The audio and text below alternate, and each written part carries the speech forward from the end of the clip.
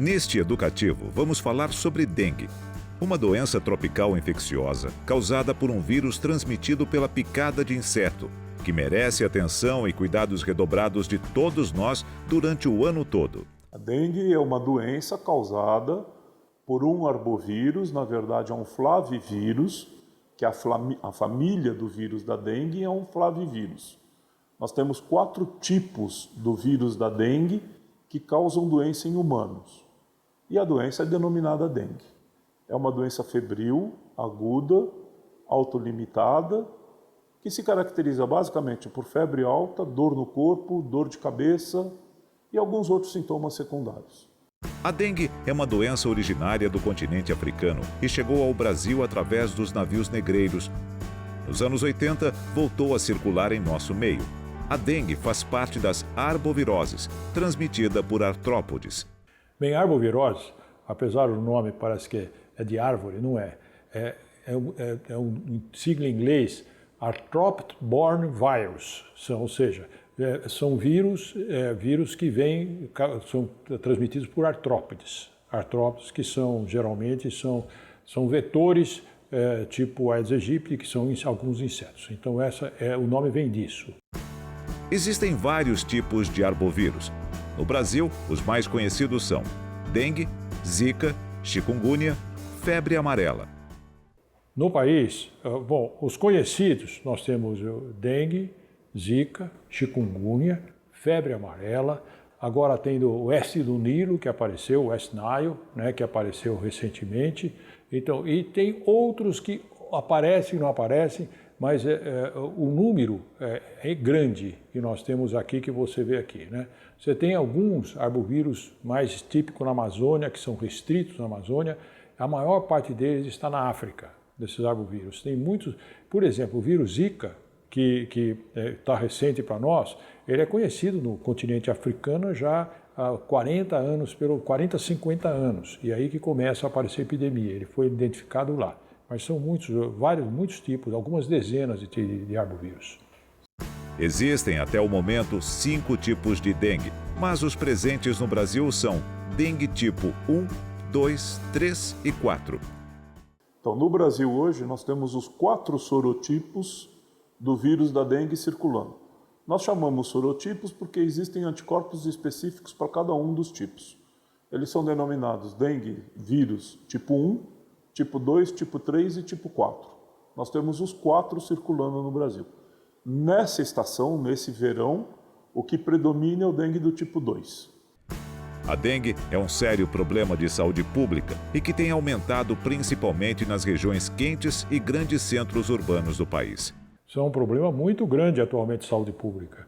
Por quê? Porque num país como o nosso, muito quente, com muito calor, muita chuva... A dengue, no Brasil, ela foi reintroduzida, vamos dizer, nos tempos modernos, no início dos anos 80, depois que houve uma reinfestação do território nacional pelo mosquito Aedes aegypti, que é o principal vetor da dengue, e desde então nós temos epidemias recorrentes anuais, geralmente nos meses do verão do Brasil.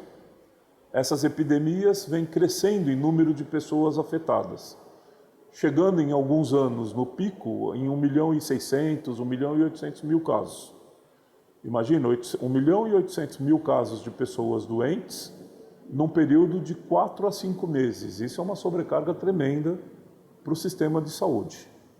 Então a dengue é uma endemia, é um problema de saúde pública.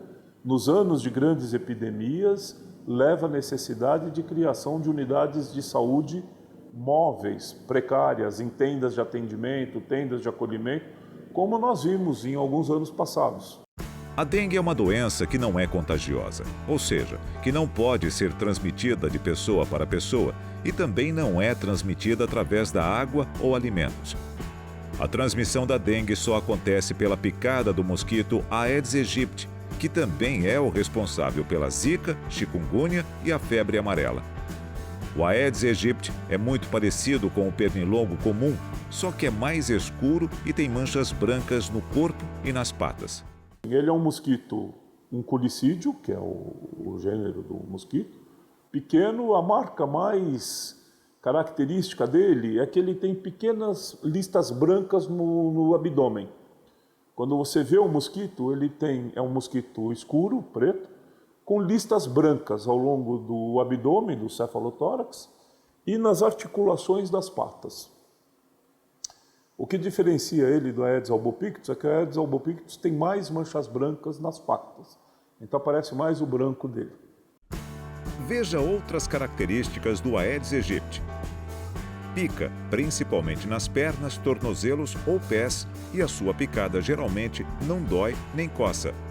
Tem voo rasteiro, com no máximo 1 metro de distância do solo, e não voa grandes distâncias. Costuma picar durante o dia, especialmente nas primeiras horas da manhã, fim da tarde e também à noite. Ele tem uma autonomia de voo que não chega muito mais que 200 metros, pode chegar até 200 metros, mas ele não vai muito longe, porque ele pica. Logo depois ele vai encontrar um lugar para ele descansar, para pôr na água, para evoluir posição. Quem pica é a fêmea do Aedes aegypti, pois ela necessita do nosso sangue para maturar seus ovos, podendo colocar entre 150 e 200 ovos de cada vez. Se ela estiver infectada, pode transmitir a doença para suas crias. É a fêmea, porque ela precisa de sangue para fazer a oviposição. Para seus filhotes, ela precisa de sangue. Porque na maior parte das vezes o macho não pica as pessoas, não vai sangue, é seiva de plantas, né? A fêmea precisa do sangue, então por isso que ela pica para a oviposição e vai pôr seus ovinhos dentro de uma água parada. Então por isso que nós não devemos ter água. A vida varia, mas não muito mais do que 30, 40 dias, a vida total de um mosquito desse, né? Então, mas ou seja, a reprodução é muito grande, muito ágil, então você está sempre cheio de mosquito, né? Milhões de mosquitos aí, né? O Aedes aegypti, para se reproduzir, precisa de água parada. A fêmea não coloca os ovos diretamente na água, mas milímetros acima de sua superfície, e seus ovos podem permanecer no sol, a seco, por até 1 ano e meio. Eles copulam, depositam os ovos em ambientes que têm a coleção de água, são ambientes escuros. O Aedes aegypti normalmente são ambientes urbanos, então resíduos plásticos, caixa d'água, tanques de cimento, etc. Ele deposita esses ovos na parede desses recipientes e quando esses ovos entram em contato com a água, eles eclodem e nasce uma larva. Os mosquitos são animais que têm várias fases. Essa larva evolui, ela tem 4 estágios, até que ele evolua para um novo mosquito adulto, e esse mosquito adulto, então, ele adquire o que a gente chama da forma alada, que é o mosquito que voa, e o ciclo biológico dele está completo. Veja como se dá o processo de transmissão da dengue. O mosquito pica uma pessoa doente. Passam-se cerca de 10 dias até que ele comece a transmitir a doença. Daí, o mosquito contaminado pica uma pessoa sadia. Essa pessoa pode manter o vírus incubado e só apresentar sintomas da dengue de 4 a 7 dias após ser picada. Não existe um grupo de risco para a dengue. Qualquer pessoa pode ser infectada. Sim, teve pessoas moradores próximos, né? Que teve dengue mesmo. Inclusive, teve até uma amiga minha que teve também a dengue hemorrágica. Não existe um grupo de risco para a doença. Como a dengue é uma doença urbana e o mosquito é um mosquito de hábitos diurno, qualquer pessoa que esteja presente num ambiente onde está ocorrendo transmissão ativa do vírus da dengue pode ser picada por um mosquito e pegar a doença. Quando a gente fala em grupo de risco para uma doença como a dengue, que é transmitida pela picada de um mosquito, logicamente o grupo de risco são todas as pessoas que habitam em locais onde há mosquito. Ou seja, pessoas que estão em locais onde há água parada, achava-se que a água limpa não fazia crescer a larva do mosquito, não é verdade. A água parada, limpa ou suja, favorece o crescimento do mosquito, de modo que, em todas as situações onde haja possibilidade de crescimento do Aedes aegypti, existe grupo de risco. A dengue apresenta alguns sinais e sintomas característicos. Febre alta com início súbito, entre 39 a 40 graus centígrados. Forte dor de cabeça. dor atrás dos olhos, que piora com o movimento dos mesmos, manchas e erupções na pele, pelo corpo todo e normalmente com coceiras, extremo cansaço, moleza e dor no corpo, muitas dores nos ossos e articulações, náuseas e vômitos. Os principais sintomas foram dor no corpo, que é dor nas juntas, né? Que eu não podia nem levantar, febre muito alta e dificuldade mesmo para você urinar, né? Eu tinha essa dificuldade muito grande. Aí, quando eu cheguei lá no hospital, já cheguei assim bem debilitada mesmo. Há basicamente 4 formas de manifestação clínicas da dengue. Infecção inaparente. Na infecção inaparente, a doença praticamente não se manifesta. Geralmente os sintomas são confundidos com um simples mal-estar. A pessoa está contaminada, mas não chega a desconfiar que possa estar com dengue. Dengue clássica é a manifestação da dengue com suas características mais marcantes. Febre alta e repentina, 39 a 40 graus, associada a dores pelo corpo e na cabeça, dor no fundo dos olhos, manchas avermelhadas na pele e pode vir associada ou não a vômitos e diarreias. Dengue hemorrágica. A dengue hemorrágica é a forma grave da doença e compreende alterações da coagulação sanguínea. Seus principais sintomas são hemorragias, ou seja, sangramentos, no nariz, na gengiva ou em outras partes do corpo, urinárias, gastrointestinais ou uterinas. Quando eu fiz os exames, eles não falaram qual o tipo de dengue que eu tive. Mas depois, com o passar do tempo, eu descobri que eu tive uma dengue quase hemorrágica, que assim ela comprometeu meu fígado. Síndrome do choque da dengue. É a manifestação mais grave da doença, pode levar à morte e suas características são queda brusca de pressão arterial, que pode chegar a 0, inquietação, palidez, tontura, perda de consciência, dor abdominal intensa, frequentemente encontrada nesses casos. Os sintomas da dengue podem durar em média 7 dias para a dengue clássica e de 7 a 10 dias, em média, para a dengue hemorrágica. Tudo depende da saúde do paciente. A dengue apresenta alguns sintomas que também podem ser confundidos com outras doenças. Sempre perguntam se ela pode ser confundida com gripe. Gripe é uma doença viral aguda que dá dor de cabeça, dá febre e dor no corpo. Mas gripe dá sintoma respiratório. Dá tosse seca, dá dor de garganta, dá o nariz escorrendo. A dengue não faz isso. Gripe é uma doença do inverno, dengue é uma doença do verão. Então tem diferenças claras.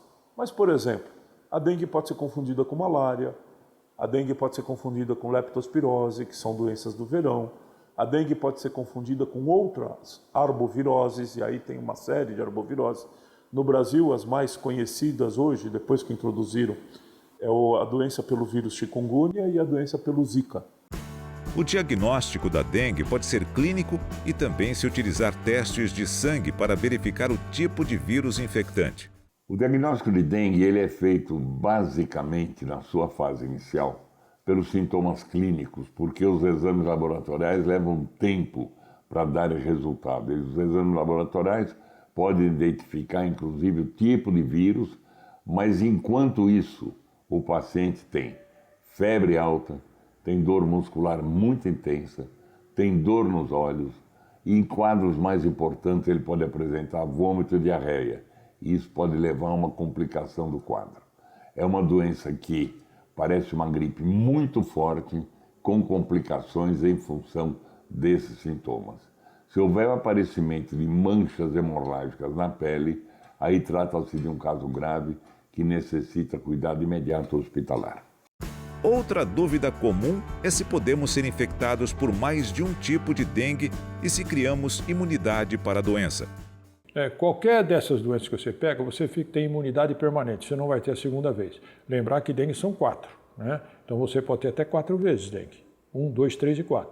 Zika 1, chikungunya 1. Febre amarela também, se for o caso, 1 também. Então nesses casos você não pega outra vez. A doença dá imunidade para o resto da vida.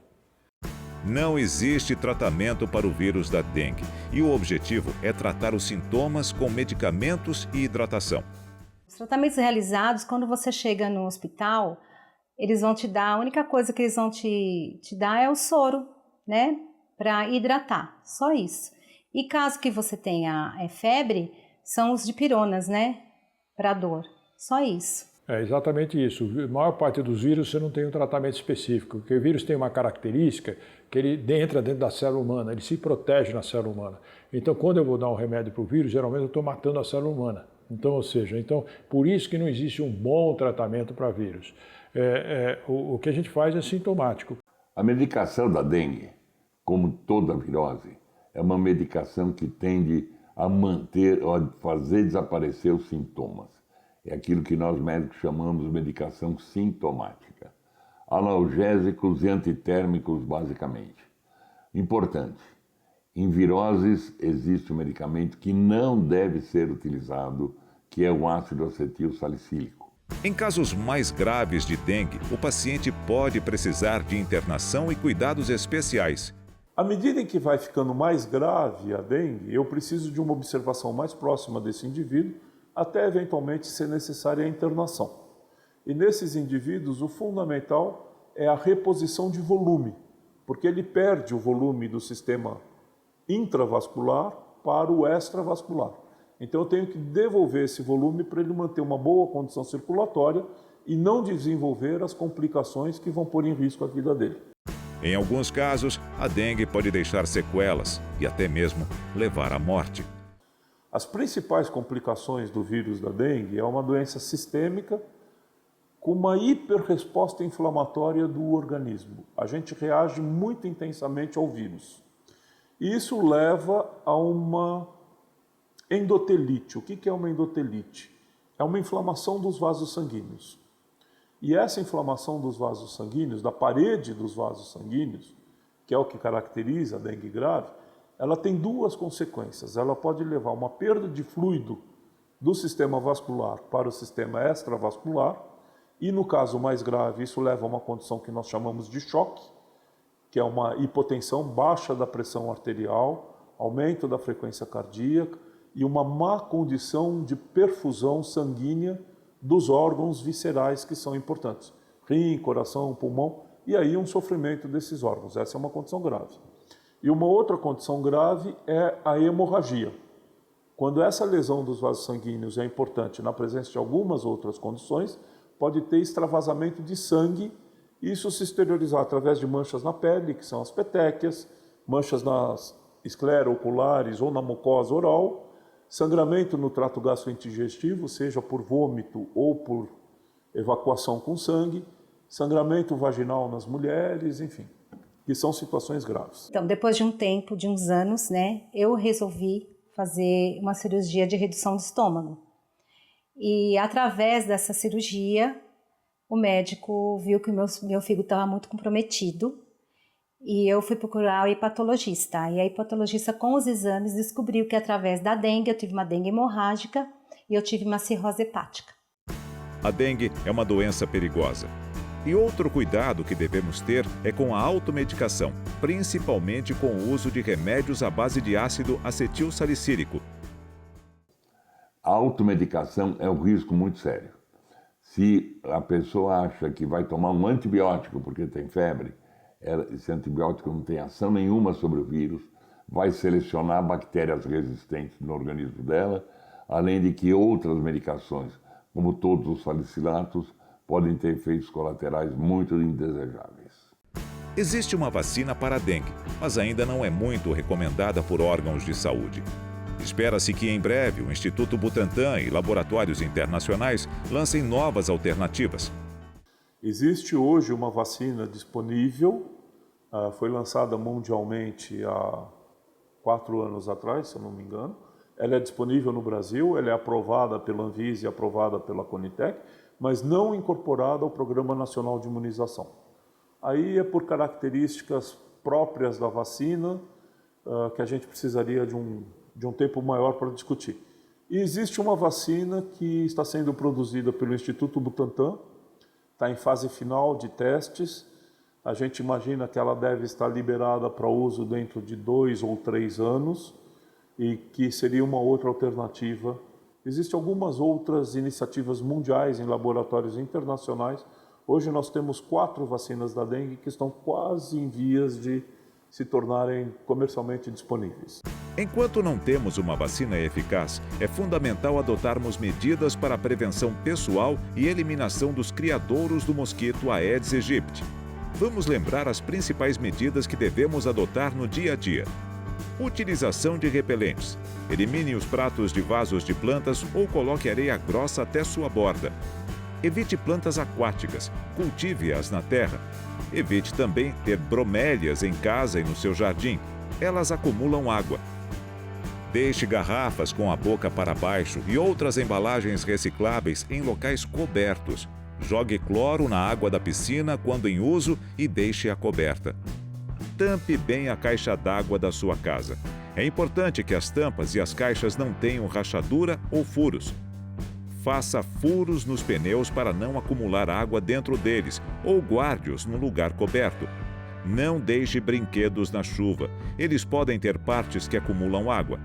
Se você usa tanques ou baldes para armazenar água, lave-os toda semana com sabão e escova, esfregando bem toda a superfície. Remova periodicamente as folhas que se acumulam nas calhas. Elimine ou cimente os cacos de vidro dos muros. Eles também podem juntar água. Troque a água diariamente de bebedouros de animais e lave e escove 2 vezes por semana.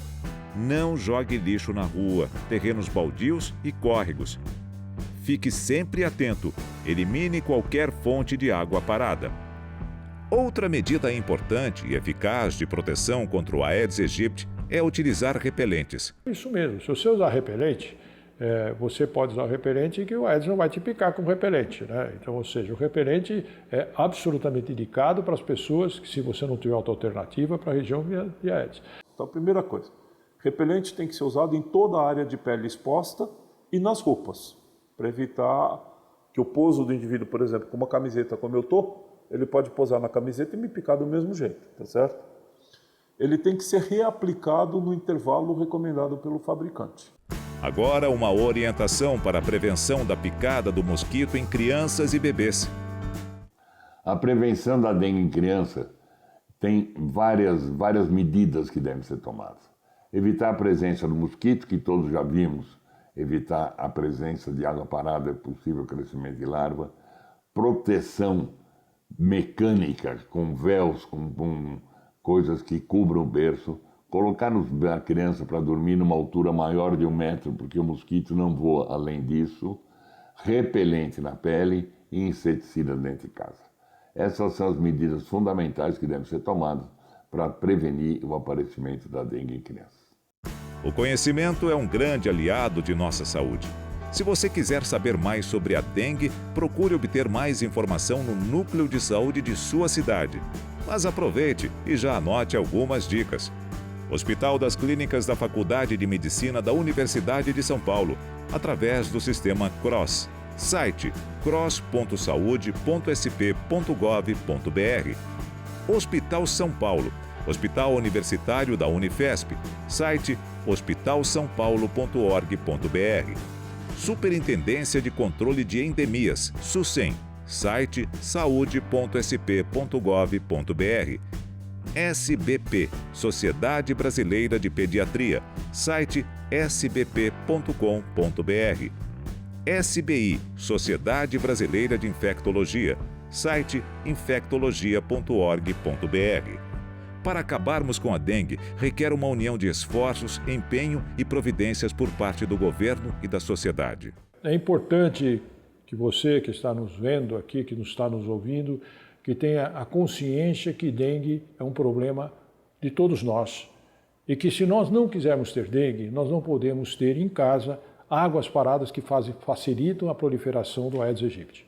E para isso, tampar as caixas d'água, evitar a água nos pratos de planta, ver se não tem nenhuma coisa no quintal jogado que pode acumular água. Isso é o fundamental. Se você dá uma olhada quando chove, se não tem uma calha entupida, se não tem um vasilhame que está com água, se embaixo não tem um problema, às vezes um ralo entupido até, às vezes uma geladeira que degela, vocês não têm noção do que esse mosquito entra em todos os lugares e na nossa casa, e é um invasor da nossa casa e pode causar, se esconder em qualquer lugar, causando problemas. Se nós fizermos a limpeza, evitarmos que essa água parada, nós não vamos ter dengue em casa. Então, nós, nossos filhos, todo mundo vai estar protegido, e se nós passarmos isso para os nossos vizinhos, todos nós estaremos muito melhor.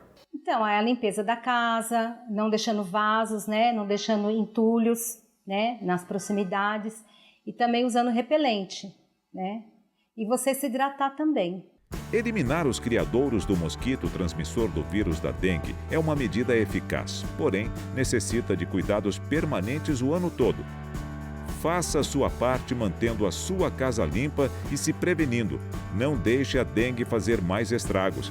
Alerte também amigos, vizinhos e a sua comunidade. A saúde do Brasil agradece.